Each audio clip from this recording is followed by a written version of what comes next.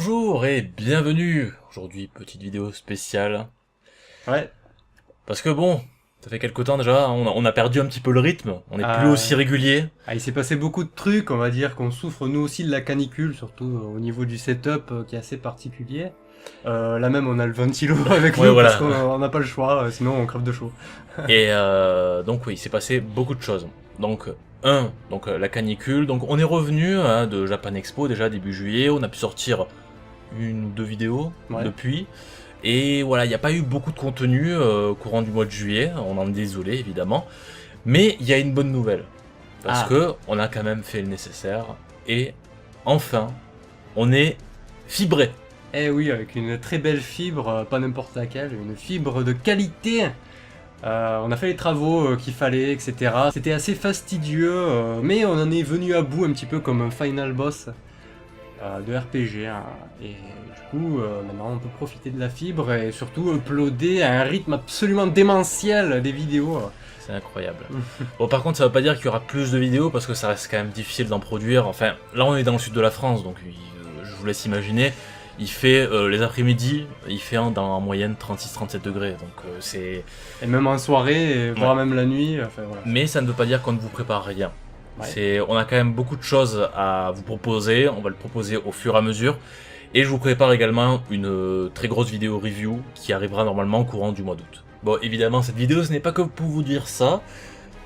Une vidéo qu'on aurait dû faire déjà il y a quelques semaines, je pense, c'est le retour de la Japan Expo. Simplement, qu'est-ce qu'on a vu, qu'est-ce qu'on a pu faire, à quoi on a pu assister. Bref, il y a beaucoup de choses. Bah, surtout qu'on a pris plein de rushs, plein de vidéos qui dorment dans nos PC. Et du coup, on va vous en faire profiter parce qu'on a vu quand même pas mal de trucs. Donc, bien sûr, sur le salon, on a pu découvrir quelques exclusivités comme le prochain Super Smash Bros Ultimate, qui arrive chez nous sur Nintendo Switch en décembre. Ouais, un jeu qui, ma foi, les premières impressions sont très, comment dire, un jeu orienté vers l'attaque. Enfin, c'est surtout toi qui t'y connais, parce que moi je suis pas un énorme joueur de Smash Bros. Voilà, il y a beaucoup de gens qui disent c'est Smash 4.5, etc.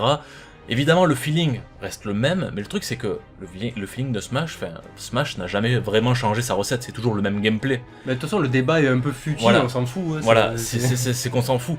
Parce que les gens vont vous dire c'est une mise à jour, etc. Mais bon, ça sert à rien de comparer à un jeu de baston parce que Smash est toujours répété à l'infini en mettant à jour son système de combat. Et d'ailleurs, Sakurai il avait annoncé que s'il avait recommencé son jeu à zéro, bah, il y aurait 3 fois moins de personnages. Ouais, voilà.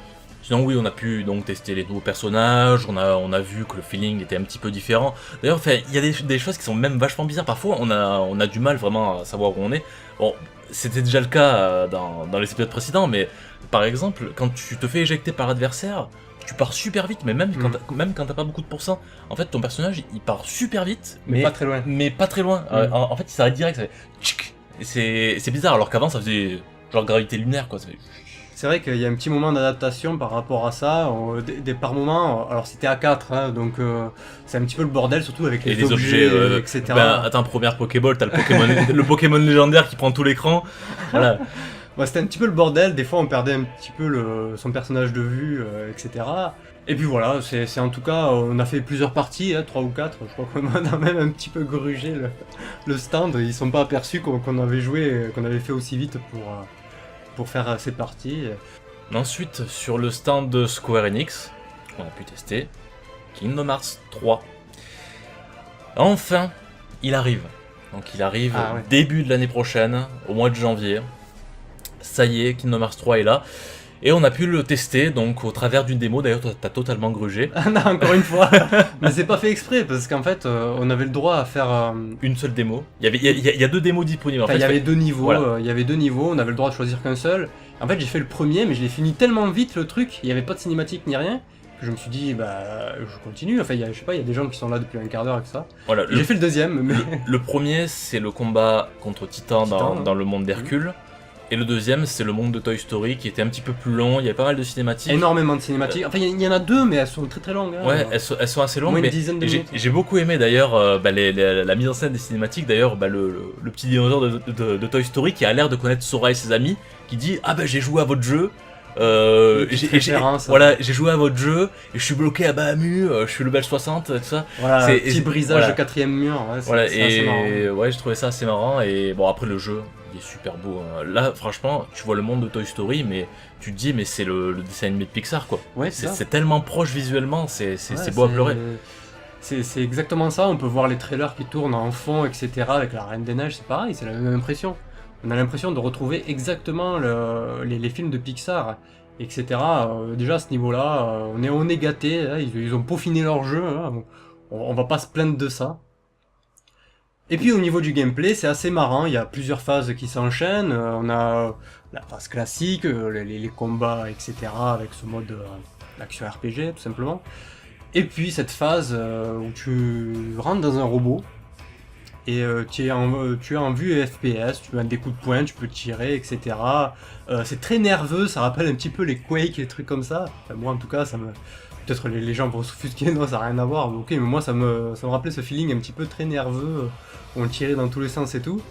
Et je trouvais ça plutôt fun, peut-être un peu long, la séquence, je sais pas. Mais ouais, c'était marrant. Sinon, pour le feeling du gameplay, moi je trouve que on a un mélange entre ce qu'on retrouve entre Kingdom Hearts 2 et Birth by Sleep en gros, où donc on a un système de combat avec beaucoup de compétences comme dans Kingdom Hearts 2, donc les compétences classiques de Sora avec de la magie et tout ça, et le Birth by Sleep c'est pour la charge des pouvoirs spéciaux, ouais. Mais c'est amené d'une façon différente puisque là les pouvoirs spéciaux ça nous fait carrément changer d'arme et ça change le gameplay entièrement. Par exemple, on pouvait charger un pouvoir qui nous permettait d'avoir un gros marteau, et après on avait un gros marteau, tu changes totalement le gameplay de jeu, et ça c'était assez excellent. Donc j'ai hâte de voir ce que le jeu va nous réserver, combien d'armes différentes on aura, parce que chaque arme ça va nous apporter un gameplay différent, donc ça c'est super intéressant en tout cas pour la profondeur du jeu, au moins ça il sera pas très répétitif. Il y a aussi des attaques spéciales avec des quick time events, notamment un train qui passe un petit peu sur tout le niveau, qui va toucher tous les ennemis. C'est plus une AO de masse. C'est une invocation, il me semble. Ah, c'est une invocation. Je sais pas trop comment j'ai réussi à sortir ça. Par contre, tu fais des quick time events en même temps, et c'est assez marrant. Ensuite, parmi les invités, on a pu voir quelques conférences, etc. On a pu voir la conférence Yakuza, donc ouais. qui nous était présentée par le producteur de la série, et également Takaya Kuroda, le doubleur de Kazuma Kiryu. Oui, avec sa grosse voix. Qui nous a offert son plus beau Nani.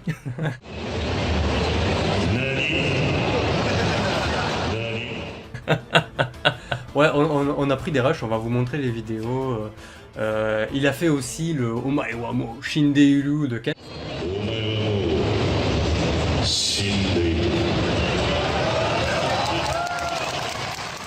Parce que c'est lui qui double Kenshiro dans le nouveau... C'est le Okuto Gagotoku, chez nous il s'appelle genre Ken Paradise, machin truc, je sais pas quoi. Voilà, donc c'est par Sega, c'est les mêmes développeurs que Yakuza, etc. Donc c'est pas anodin. Ensuite nous avons pu voir la conférence de Yoshitoki Oima, la mangaka de Toyo Retanchi. Ouais, donc c'est un manga qui commence déjà à faire son petit bonhomme de chemin au Japon, qui est même plutôt assez populaire, qui arrive en France, il y a déjà 5 tomes. 6 tomes à l'heure actuelle, et donc c'est une mangaka qui s'était déjà fait connaître à l'époque pour Silent Voice, qui était adapté en film par Kyoto Animation il me semble, et donc voilà, ça sort pas de nulle part, c'est un manga qui est très prometteur, on a pu l'entendre parler, etc. Alors moi je me suis plus ou moins bouché les oreilles parce que j'ai pas envie de me spoiler vu que je l'ai pas encore lu. Et elle a pu donc réaliser quelques dessins de son personnage principal. En direct live. Donc en live, et c'était assez impressionnant. Donc le personnage qu'ils appellent en français Im pour immortel en fait. Et du coup ouais, c'était assez impressionnant de l'avoir dessiné ça, vraiment de manière très tranquille. Ouais, comme d'habitude. Et c'était vraiment intéressant comme conférence parce qu'elle nous parlait aussi par rapport elle nous parlait du rythme d'édition, etc. Parce que là, son manga est publié dans Shonen Magazine, ouais. Donc ça reste un manga hebdomadaire, donc avec un rythme de parution 20 pages par semaine. Effréné. Et du coup, ouais, c'était vraiment intéressant de l'entendre parler des difficultés à rendre un manuscrit, etc.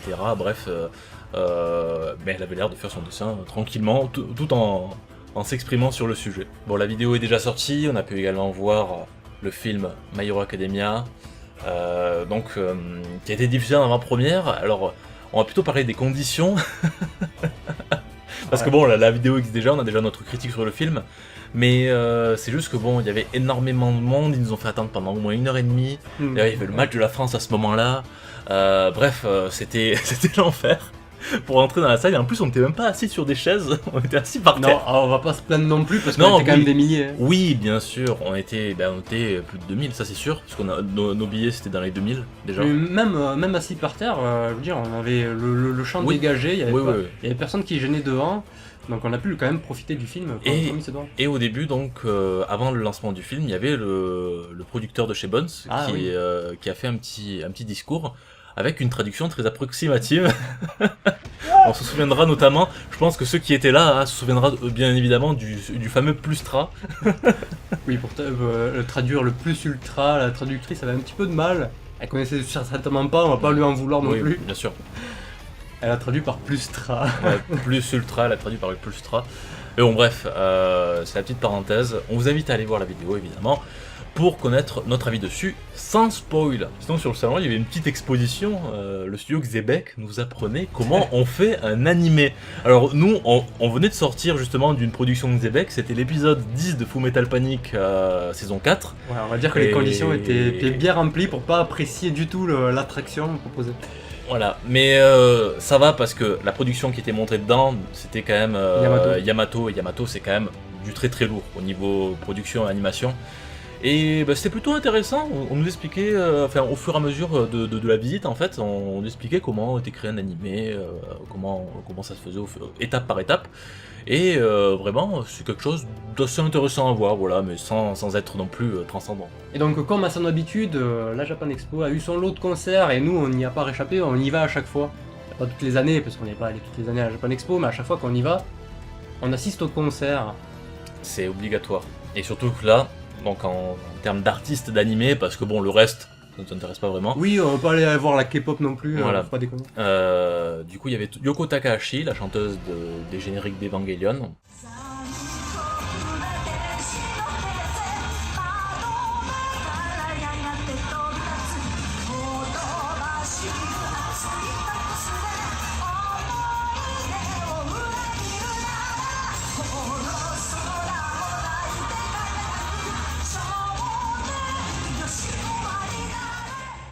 Et Mika Kobayashi, une des chanteuses participant à la bande originale des musiques composées par Hiroyuki Sawano. C'est compliqué. Alors, jusque-là c'est compliqué, mais sur Japan Expo ils ont mis « Oui, Mika Kobayashi, elle a chanté les openings de Shingeki no Kyojin ». Non. Non, elle a chanté juste les musiques qui sont dans la bande originale. l'OST. Voilà. Donc en gros, vous entendez le main theme de Shingeki no Kyojin, c'est elle qui chante, hein, vous savez, le truc... Oui, dans Hiroyuki...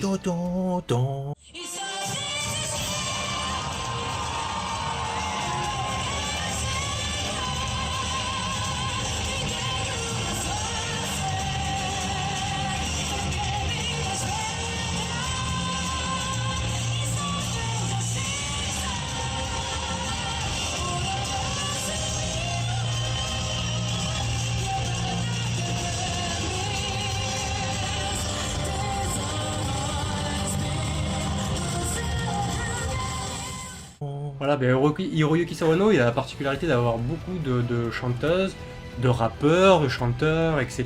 qui participent à sa bande originale. Il a un petit groupe à lui qu'il utilise dans tous ses animés. Donc on peut citer, je sais pas, Shingeki no Kyojin, Aldo no Zero, Kill la Kill, Ao no Exorcist, Nanatsu no Taizai, etc., etc. Bon, il y en a énormément. Voilà. Mais bon, bref, donc Yoko Takahashi, alors c'était très court, les deux showcases étaient vraiment très courts. 20 minutes chacun. Vraiment, ça a jamais été aussi court, avant c'était 40 minutes au moins un showcase. Ouais. Et donc là, Yoko Takahashi, elle a fait que des chansons d'Evangelion en fait. Et Mika Kobayashi, elle a fait du Shingeki, elle a fait du Aldo no Zero, elle a fait du Ao no Exorcist. Et elle a fait un autre truc, mais j'ai oublié. J'ai oublié. Bon bref, elle a fait une autre chanson de Sawano simplement. Et voilà, c'était vraiment des concerts super cool, c'était toujours vraiment bien. Guilty Crown. Ah oui, c'était Guilty Crown. Voilà. C'était vraiment super sympa, l'interprétation en live, surtout que Yoko Takahashi, ça m'a impressionné parce que elle est quand même assez âgée maintenant et Toujours vraiment une très belle voix et ça C'est c'est... surtout une armée de danseurs qui servent pas à grand chose, mais bon, qui sont là pour faire un petit peu l'action parce qu'elle a plus l'âge pour danser, etc. Alors on va dire qu'ils sont là pour, pour mettre un petit peu l'ambiance autour. Par contre, on va faire une petite parenthèse, c'est encore la même traductrice que pour My Hero Academia. Ah là là là là. Elle a osé comparer des otaku avec des geeks. Attention. Non, Non. en fait, la Alors, salle l'a boué, voilà. mais pour aucune raison, parce qu'au final, c'est la même chose. Bien sûr, il faut voir de l'ironie dans mes propos. Moi, je trouve que c'est à peu près la même chose. Enfin, Bah oui, c'est pas très grave, mais surtout que Yoko Takahashi ne comprenait pas pourquoi la salle bouait la traductrice. Et du coup, elle a dû se dire, mais putain, mais qu'est-ce qu'ils ont ces comptes français Ouais, c'est ça. donc, pourquoi ils me bouent maintenant là Et du coup, voilà, c'est un petit peu dommage, encore une fois, le public qui réagit. Ah, c'est des weebos, quoi, mais sérieux. Ah là là, ah, c'est putain de weebos. Non, je rigole, évidemment. On est nous-mêmes des gros weebos, on est fans de Daring the Franks et tout ça. Bon, évidemment, pour clouer le spectacle, même si c'était la première chose qu'on a fait, on a pu assister à un cours de japonais. Ah oui. On a pu assister à un cours de japonais de Julien Fontanier, évidemment, qui était sur place, qui donnait des conférences, qui avait même son stand et tout ça. Bien sûr, des bisous à Julien. Et n'hésitez pas, bien sûr, à aller voir sa chaîne si vous désirez apprendre le japonais, au cas où, les cours de japonais de Julien Fontanier. C'est automatique, c'est ouais. le seul qui le fait de façon excellente. Enfin, si, il y en a d'autres qui le font, mais lui, il le fait de manière tellement professionnelle et excellente. Des cours, vous pouvez les imprimer, etc. En plus, gratuit sur YouTube. Et c'est totalement gratuit, sans aucune publicité. C'est magnifique, Julien Fontanier sur YouTube. Enfin bon, voilà. Merci d'avoir regardé cette vidéo. N'hésitez pas, si ça vous plaît, le petit pouce bleu, la cloche et tout ça, les réseaux sociaux. Comme d'habitude. Voilà, vous avez tout un panel de choses à faire, hein. Donc n'oubliez pas, c'est très important, sinon on viendra chez vous, vous pétez les genoux. Ça rime. Bref, Ah, ouais. bref. Sur ce, portez-vous bien, et à la prochaine. À bientôt.